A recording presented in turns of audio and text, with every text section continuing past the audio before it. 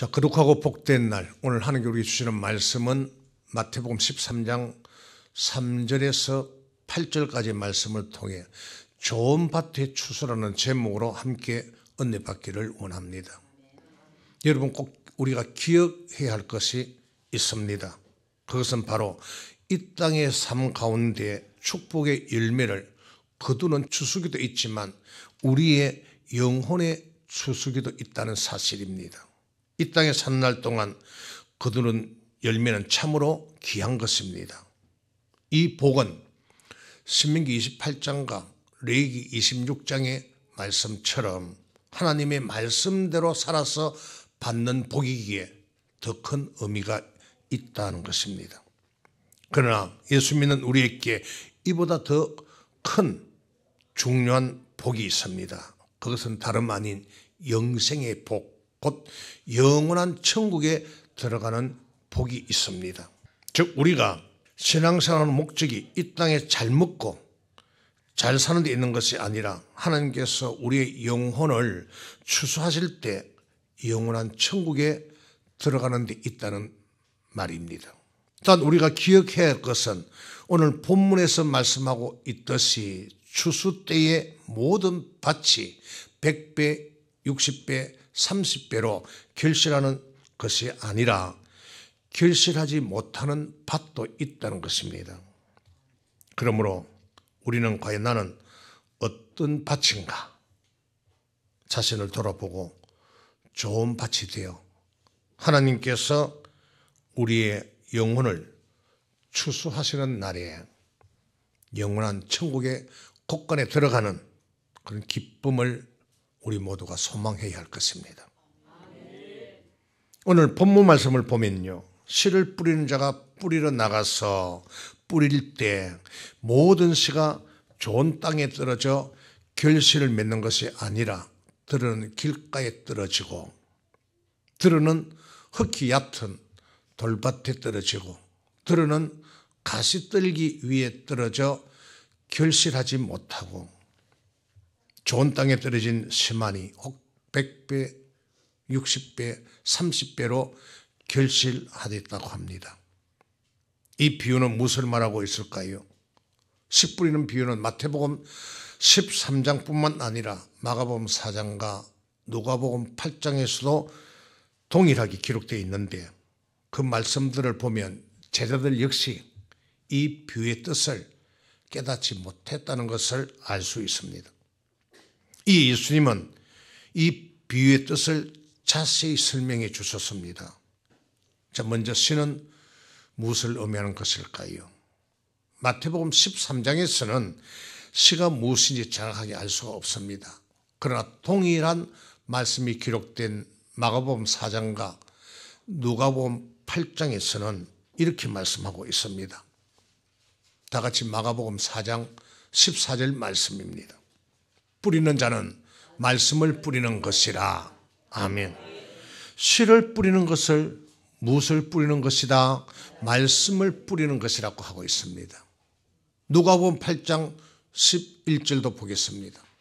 이 비유는 이러하니라. 씨는 하나님의 말씀이요. 아멘.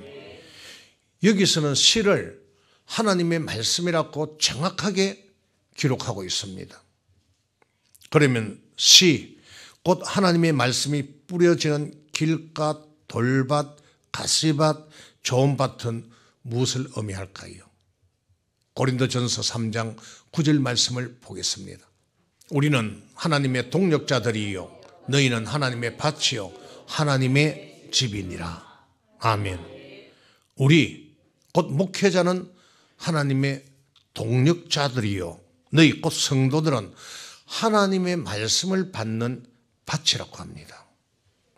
하나님의 백성인 성도는 말씀의 씨가 뿌려지고 그 씨가 결실되는 밭이라는 것입니다. 그러므로 길가, 돌밭, 가시밭, 좋은 밭은 하나님의 말씀이 뿌려지는 우리 성도 개개인을 뜻하는 것이다. 아멘. 그런데 예수님은 씨 뿌리는 비유를 통해 모든 밭이 결실하는 것이 아니라 길가, 돌밭, 가시밭, 좋은 밥 가운데 오직 좋은 밥만이 30배, 60배, 100배로 결실할 수 있다고 하셨습니다. 자, 그러면 길가, 돌밭, 가시밭이 결실하지 못하는 이유는 무엇이며 여러 배로 결실하는 좋은 밭이 되기 위해 우리는 어떻게 해야 하겠습니까? 자, 첫째, 길가 밭을 보겠습니다. 마태복음 13장 19절 말씀입니다. 아무나 천국 말씀을 듣고 깨닫지 못할 때에는 악한 자가 와서 그 마음에 뿌리운 것을 빼앗나니 이는 곧 길가에 뿌리운 자요. 아멘. 하나님의 말씀을 듣고 깨닫지 못할 때에는 악한 자가 와서 그 마음에 뿌리운 것을 빼앗아 가는데 이것이 곧 길가에 뿌리운 자라고 말씀합니다. 그러면 말씀을 빼앗아가는 악한 자는 누구일까요? 마가복음 4장 15절에 보면 말씀이 길가에 뿌리었다는 것은 이들이니 곧 말씀을 들었을 때에 사탄이 즉시 와서 저에게 뿌리온 말씀을 빼앗는 것이요 라고 기록하고 있습니다. 사탄이 즉시 와서 뿌리온 말씀을 빼앗아 간다는 것입니다. 비슷한 말씀이 누가복음 8장 12절에도 기록되어 있습니다. 누가복음 8장 12절 말씀을 보겠습니다. 길가에 있다는 것은 말씀을 들은 자니 이에 마귀가 와서 그들로 믿어 구원을 얻지 못하게 하렸고 말씀을 그 마음에서 빼앗는 것이요. 아멘. 말씀을 빼앗아가는 악한 자를 사탄 곧 마귀라고 말씀하십니다. 한마디로 하나님께서 우리의 마음에 말씀을 뿌리실 때 우리가 깨닫지 못하면 마귀가 즉시 와서 그 말씀을 우리의 마음에서 빼앗아 간다는 것입니다. 자, 그렇다면 마귀가 저와 여러분의 마음에서 하나님의 말씀을 빼앗아가는 이유는 무엇입니까?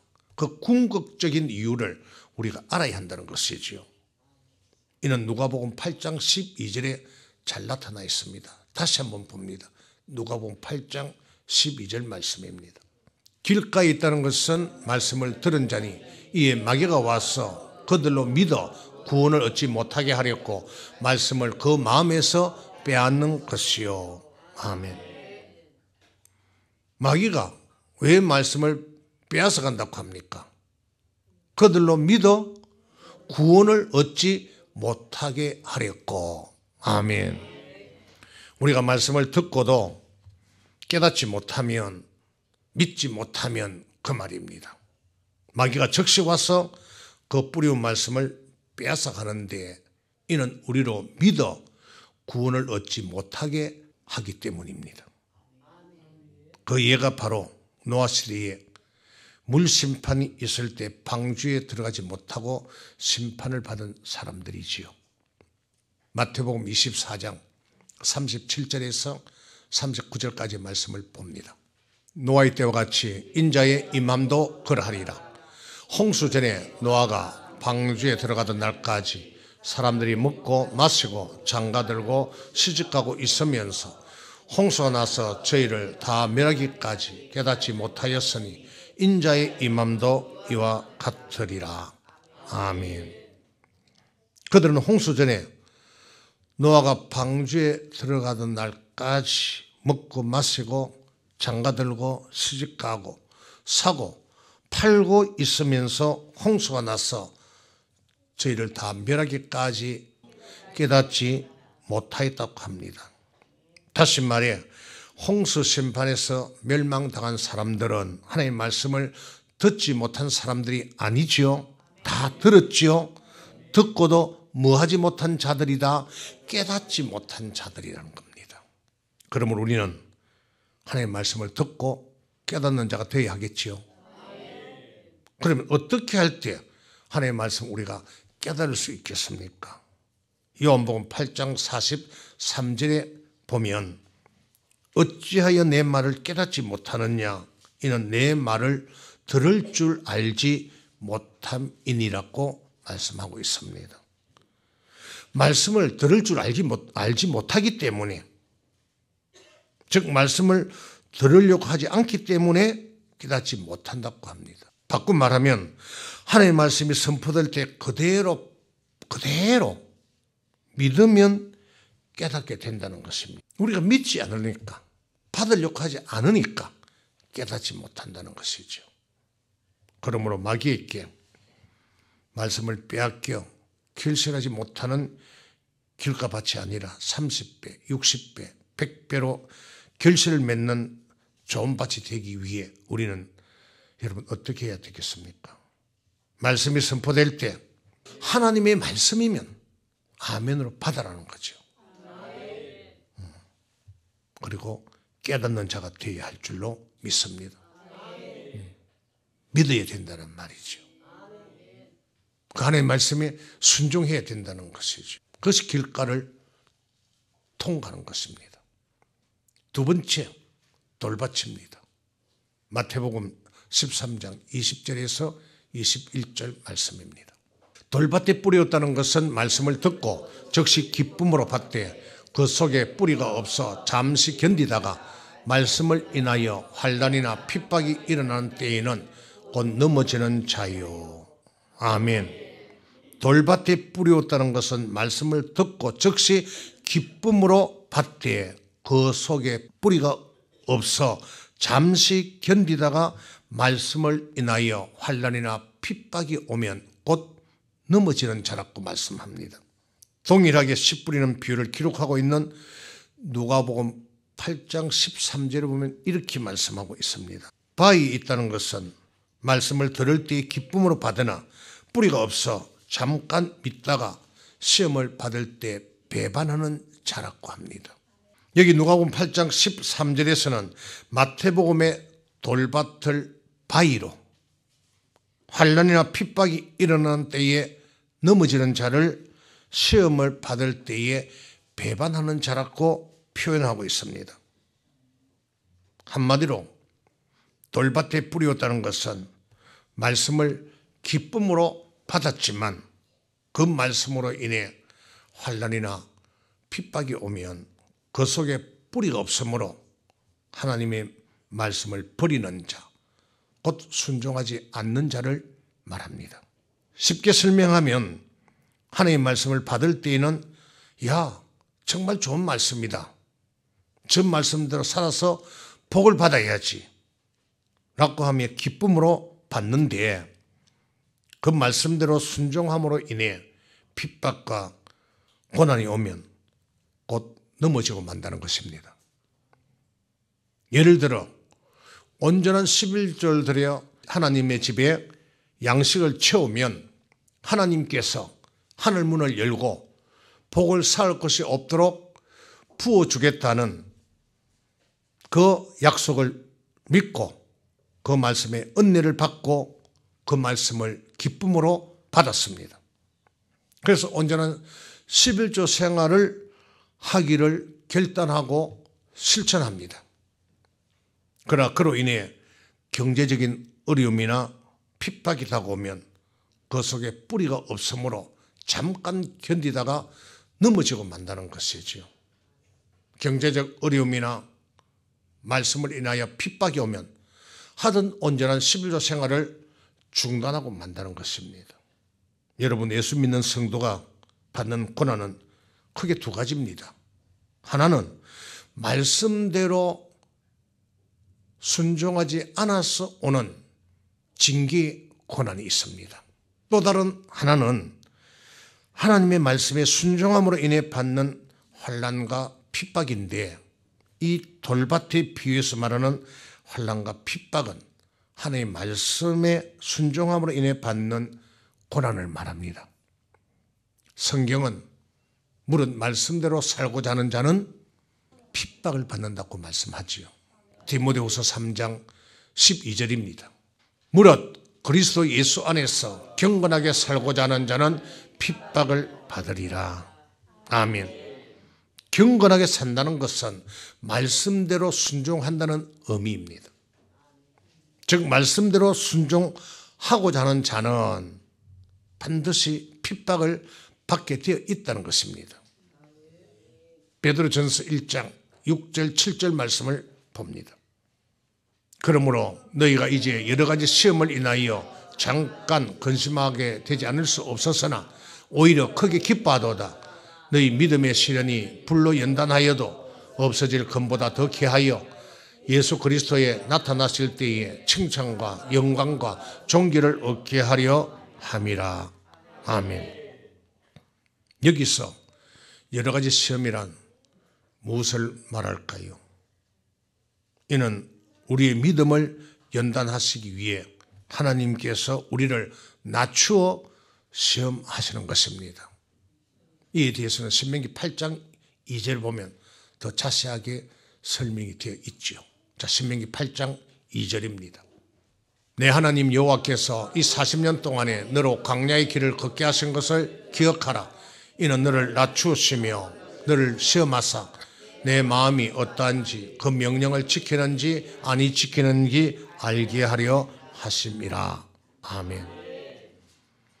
하나님께서 우리에게 주시는 시험은 말씀을 미혹하여 우리를 넘어지게 하는 마귀의 시험과는 다릅니다. 우리에게 말씀을 미혹하여 넘어지게 하는 마귀의 시험은 템프테이션이라 그렇게 말하고, 말씀대로 살려고 할 때 우리를 낮추어서, 즉 어떤 고난과 역경 속에서도 여전히 하나님의 말씀대로 사는지를 달아보는 하나님의 시험이라, 이것을 테스트라고 합니다.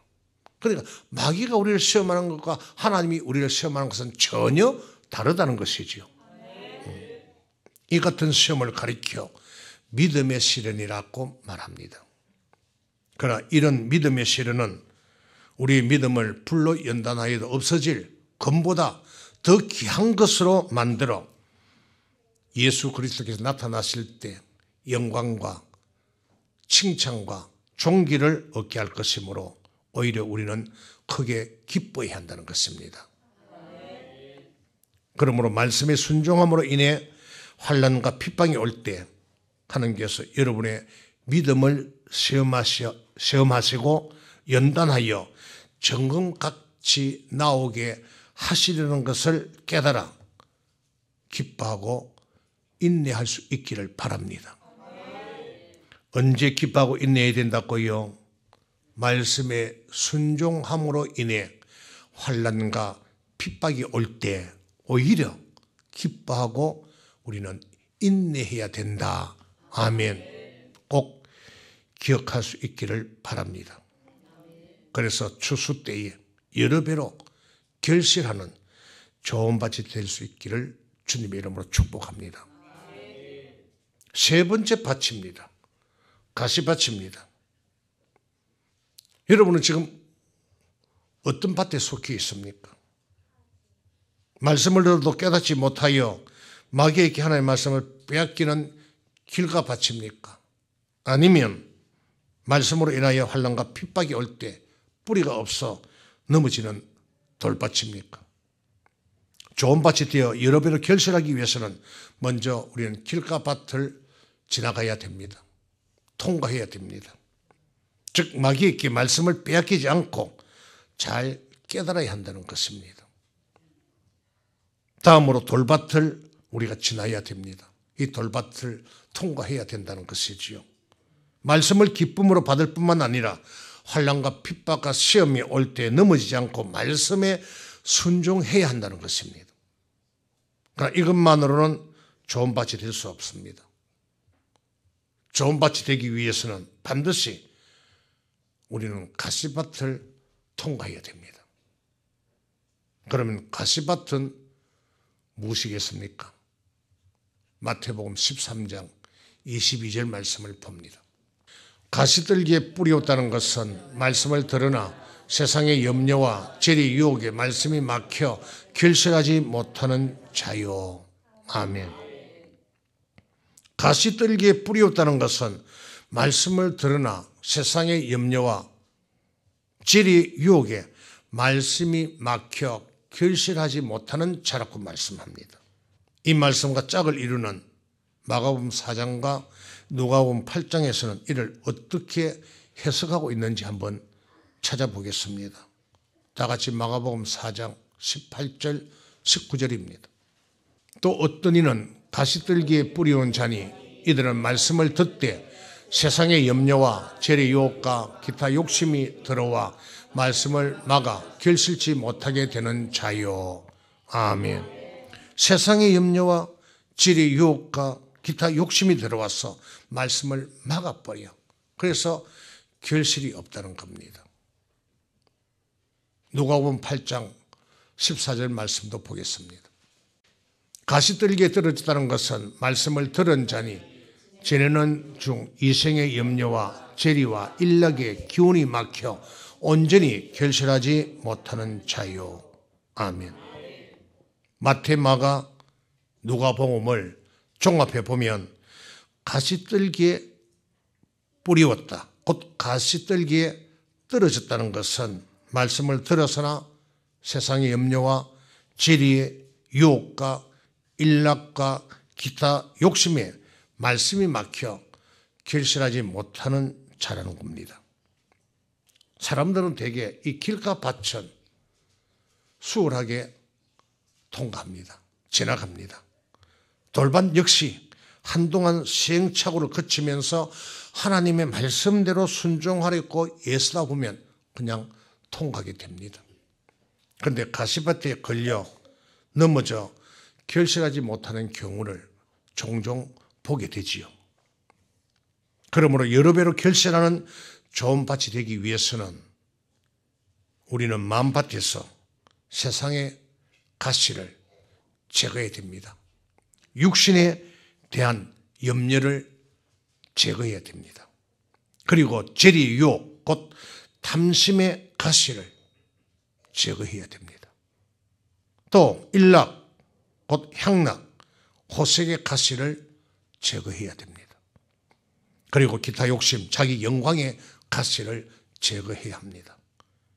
이와 같은 가시들을 빼지 않으면, 제거하지 않으면 우리는 결코 추수 때에 여러 배 결실하는 좋은 밭이 될 수 없다는 것을 여러분 잘 기억할 수 있게 되기를 바랍니다. 세상의 염려의 가시 빼내야 되겠지요. 지리 유혹, 탐심의 가시를 반드시 우리는 빼내야 합니다. 그리고 욕심, 자기 영광의 가시 빼내야 됩니다. 이것들을 빼지 않으면 우리는 결코 추수에 좋은 밭이 되어 결실을 할 수 없다는 것을 잘 기억할 수 있게 되기를 바랍니다. 마지막 네 번째, 좋은 밭입니다. 하나님 바친 성도는 추수에 결실하는 자가 되기 위해 반드시 좋은 밭에 하나님의 말씀을 받아야 합니다. 그런데 모두가 좋은 밭의 말씀을 받아 결실하는 것은 아니라는 것이지요. 좋은 밭이 되어 결실하는 자가 되기 위해서는 길가밭, 돌밭, 가시밭을 반드시 통과해야만 합니다. 그러나 또 가시밭을 지났다고 해서 모두가 좋은 밭이 되어 결실을 맺는 것은 아닙니다. 마태복음 13장 23절에 보면 좋은 땅에 뿌리었다는 것은 말씀을 듣고 깨닫는 자니 결실하여 혹 100배, 혹 60배, 혹 30배가 되느니라고 합니다. 좋은 땅에 뿌리었다는 것은 말씀을 듣고 깨닫는 자이며 말씀을 듣고 그 말씀을 믿는 자이며 혹 100배, 혹 60배, 혹 30배로 결실하는 자라고 말씀합니다. 누가복음 8장 15절에서는 이를 좀 더 자세히 우리에게 설명을 하고 있습니다. 자, 누가복음 8장 15절입니다. 좋은 땅에 있다는 것은 착하고 좋은 마음으로 말씀을 듣고 지켜 인내로 결실하는 자니라. 아멘. 여기서는 좋은 땅에 있다는 것을 가리켜 착하고 좋은 마음으로 말씀을 듣고 지켜 인내로 결실하는 자라고 말씀하고 있습니다. 착하고 좋은 마음으로 말씀을 듣고 깨닫는 것으로 그치지 않고 깨달은 말씀을 지켜 인내로 결실하는 자가 바로 좋은 밭이라는 것입니다. 하나님 말씀을 받는 우리가 꼭 좋은 밭에 말씀을 받아 30배, 60배, 100배로 결실해야 되느냐 하는 것입니다.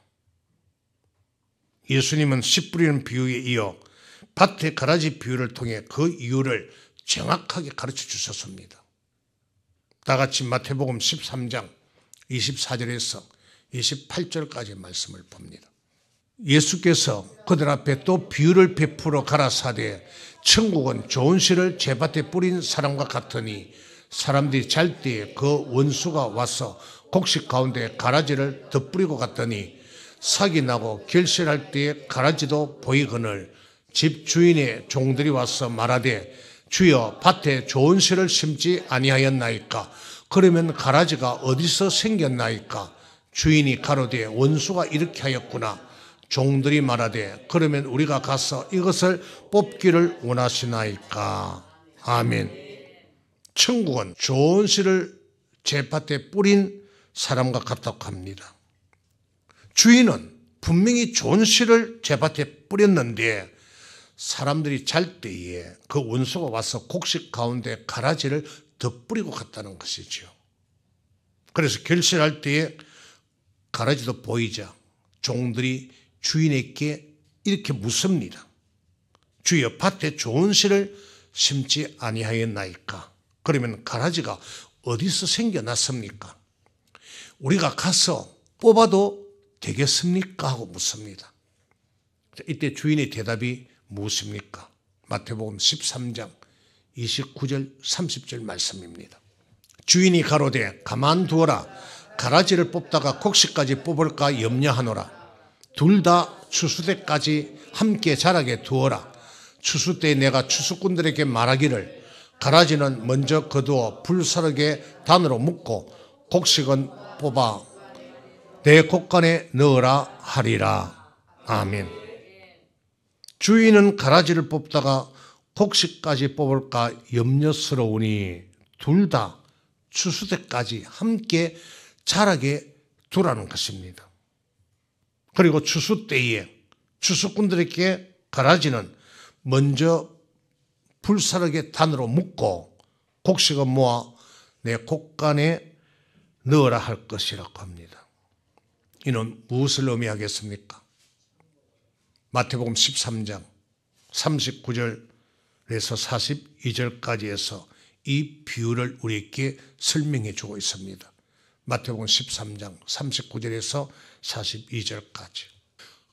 가라지를 심은 원수는 마귀요 추수 때는 세상 끝이요 추수꾼은 천사들이니 그런즉 가라지를 거두어 불에 사르는 것 같이 세상 끝에도 그러하리라. 인자가 그 천사들을 보내리니 저희가 그 나라에서 모든 넘어지게 하는 것과 또 불법을 행하는 자들을 거두어내어 풀무불에 던져 넣으리니 거기서 울며 이를 갈미 있으리라. 아멘. 추수 때는 세상 끝이요 추수꾼들은 천사들이라고 합니다. 그리고 추수 때에 추수꾼을 보내어 가라지를 거두어 불사르는 것처럼 세상 끝에 인자 곧 그리스도께서 구름을 타고 큰 능력과 영광 가운데 강림하실 때에도 그 천사들을 보내어 말씀대로 결실하지 아니한 가라지 곧 모든 넘어지게 하는 것과 불법을 행하는 자들을 거두어 풀무불에 던져 넣을 것이요 풀무불에 던져 넣는다는 것은 지옥 보낼 것이요. 아멘. 그리고 말씀대로 결실한 곡식 곧 의인들은 아버지 나라에서 천국에서 해같이 빛나게 할 것이라고 말씀합니다. 그러므로 하나님의 바친 성도가 좋은 밭의 말씀을 받아 30배, 60배, 100배로 결실해야 하는 이유는 어디에 있습니까? 만약 이 땅에서 복을 받는 것이 전부라면 우리는 굳이 힘들어 좋은 밭이 되기 위해 힘쓸 필요가 없겠지요. 그러나 우리가 좋은 밭이 되어야 하는 궁극적인 이유는 추수 때에 곧 세상 끝에 예수 그리스도께서 오실 때에 아무 결실도 없는 가라지로 나타난다면 풀무불에 던져지게 될 것이기 때문입니다. 그러므로 여러 배로 결실하는 좋은 밭이 되어야 합니다. 결실하지 못하면 추수 때에 풀무불에 던져 넣겠다는 것이 주님의 선언입니다. 풀무불에 던져 넣는다는 것은 천국 가는 것이 아니죠. 에스겔 33장에 보면 하나님께서 의인과 악인에 대해 심판하시는 내용이 기록되어 있는데 그곳에서는 한 번 의인이 영원한 의인이 아니며 한 번 악인이 영원한 악인이 아니라고 말씀하고 있습니다. 자, 에스겔 33장 18절 19절 말씀을 보겠습니다. 만일 의인이 돌이켜 그 의에서 떠나 죄악을 지으면 그가 그 가운데서 죽을 것이고 만일 악인이 돌이켜 그 악에서 떠나 법과 의대로 행하면 그가 그로 인하여 살리라. 아멘. 무슨 말입니까? 비록 지금은 의인이라 할지라도 그 의에서 떠나 악을 행하면 그 사람이 이전에 행한 의는 아무 유익이 없다는 거죠. 지금 행하는 악으로 인해 그가 죽게 된다고 합니다. 과거에는 말씀대로 순종하면 잘 살았는데 지금은 순종하지 않고 자기 마음대로 산다면 앞에 말씀대로 순종하고 살은 것은 아무런 유익이 없다. 지금 네가 말씀에 순종하지 않고 불순종하고 네 마음대로 사는 것을 가지고 너는 죽게 될 것이다. 이 말은 너 과거에 네 믿음을 보면 너 충분히 천국 갈 수 있는 믿음이 있는데 지금 보면 너 딱 지옥 갈 수밖에 없는 믿음이다. 그러면 너 지옥 보내겠다는 것이요. 참 중요한 말씀입니다.